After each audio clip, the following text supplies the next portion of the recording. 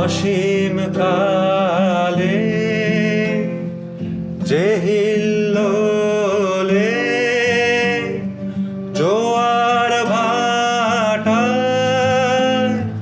ভুবন দোলে, অসীম কালে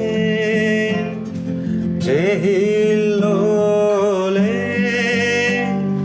জোয়ার ভাটায় ভুবন দোলে,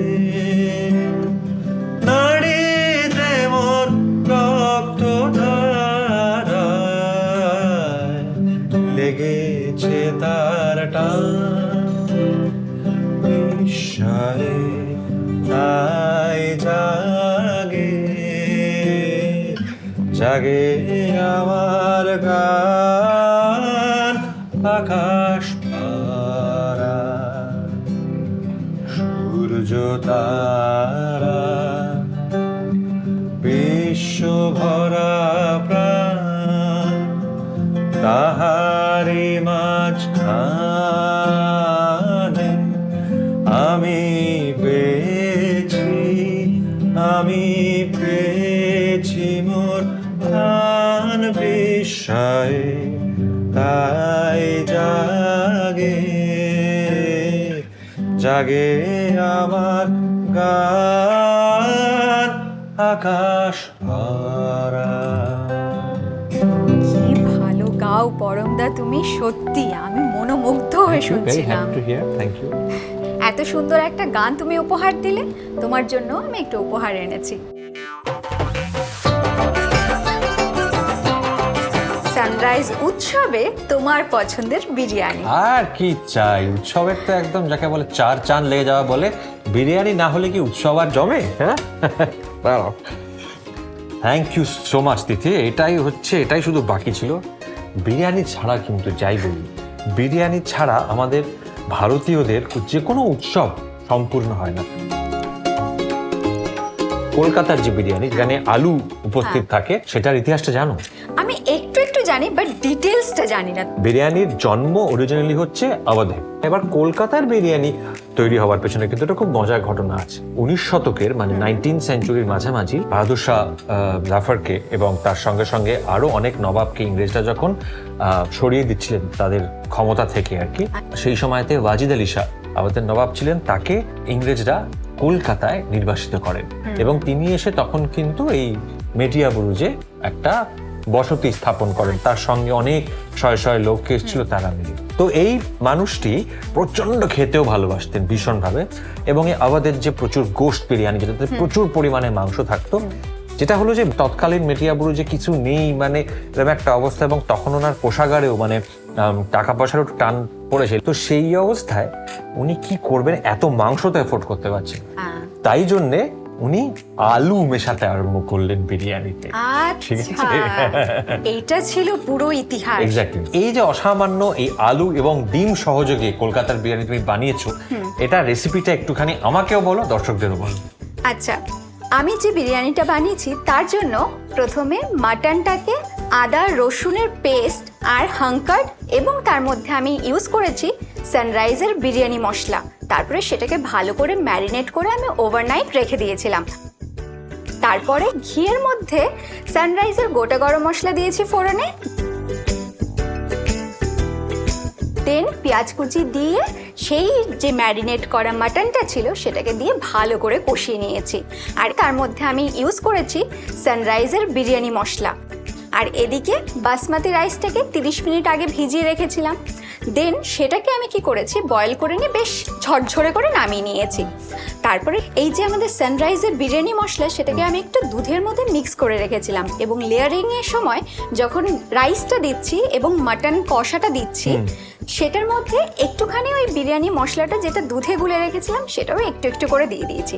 তারপরে লেয়ারিং করে সেটাকে একদম ভাপে বসিয়ে দিয়েছি। আপনারাও মনে রাখবেন, যদি কোনো মশলা ফুরিয়ে যায় তাহলে ব্লিঙ্কিট তো আছেই, Get it delivered in 10 minutes.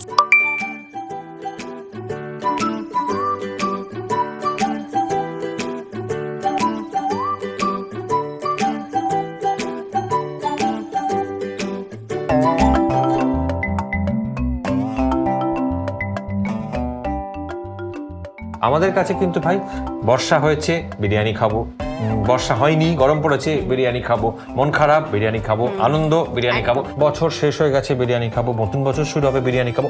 O that reminds me, এই সময়টাই ক্রিসমাস থেকে নতুন বছরে এই সময়টা কি প্ল্যান? মানে তোমায় বললে তুমি হাসবে, এই বছরের প্ল্যানটা হলো আমি হানিমুনে যাব। আরে क्या बात, কারণ কালে কি? কারেক্ট আছে। কারণ বিয়ে হয়ে গেছে কিন্তু এখনো পর্যন্ত আমরা হানিমুনে যাইনি, মানে দুজনে এতটাই ব্যস্ত ছিলাম। তুমি তো যেখানে থাকো হ্যাঁ। কর্মসূত্রে সেই জায়গাতে অনেকে হানিমুন করতে যায় ইনফ্যাক্ট, না, তোমরা কোথায় যাচ্ছ? না আমরা ঠিক করেছি একটু বাইরে যাব। দেশের বাইরে? হ্যাঁ দেশের বাইরে ইচ্ছে আছে, হ্যাঁ। কিন্তু আমি জানি না এখনো। না না না, এগুলো কাজের কথা না। দেখো বিয়ের 1-1.5 বছর অব্দি হানিমুন ফেলে রাখা মোটেও কাজের কথা না। শিগগির সেরে এসো তোমার মধুচন্দ্রিমা। একদম। আমি নিজের প্ল্যান বললাম ইয়ার এন্ডের, তুমি কিন্তু বললে না তোমার কি প্ল্যান। আমি আসলে খুব ঘরকুনো একটা মানুষ, তো আমার খুব ভালো লাগে হচ্ছে বাড়িতে জমিয়ে বসে একদম পুরো সুন্দর পায়ের উপর শাল টাল টেনে বসে একটু কফি টফি নিয়ে একটু সিনেমা দেখবো, বই পড়বো। হ্যাঁ, তারপর এইভাবে যদি কাটিয়ে দেওয়া যায়, এইভাবে যদি নতুন বছরটা আনা যায়, আমার সেটাই সব থেকে করতে ভাল লাগে। আর এবারও সেটার ব্যতিক্রম বা এক্সেপশন সেটার ঘটবে না। আর এবার তো একজন তখন একজনের তার 6 মাস বয়স হবে সেই সময়তে আর কি। সো সে কি জায়গায় থাকে, সে যা হয় একজন নতুন সন্তানের মানে বাবা বা মা হলে সব কিছুই তার নতুন হওয়া নতুন সদ্যজাত সন্তানকে ঘিরে আবর্তিত হয়, রাইট? তো আমাদেরও সেটার ব্যতিক্রম ঘটছে না। বাহ, তুমি যে আমাকে এরকম এই ঐতিহাসিক রান্নাটা করে খাইয়েছো, আলু এবং ডিম সমৃদ্ধ বিরিয়ানি, সেটার জন্য তোমাকে আরেকটা উপহার দিতে চাই, সেটা হচ্ছে আরেকটা গান। তিন তক্তারে নৌকা খানি ও মন রে, গাঙে গাঙে চুয়ায় পানি ও মন রে,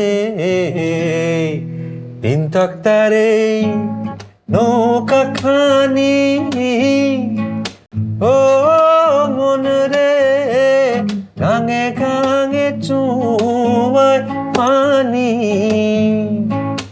ও আমি কি করে ছেচিব নৌকার পানি রে, ও আমি কি করে ছেচিব নৌকার পানি রে, হায় রে তুই সে আমার মন তোরে পারলাম না বুঝাইতে রে, হায় রে তুই সে আমার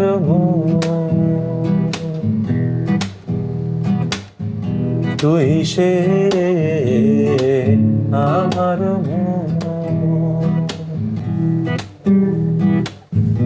তুই সে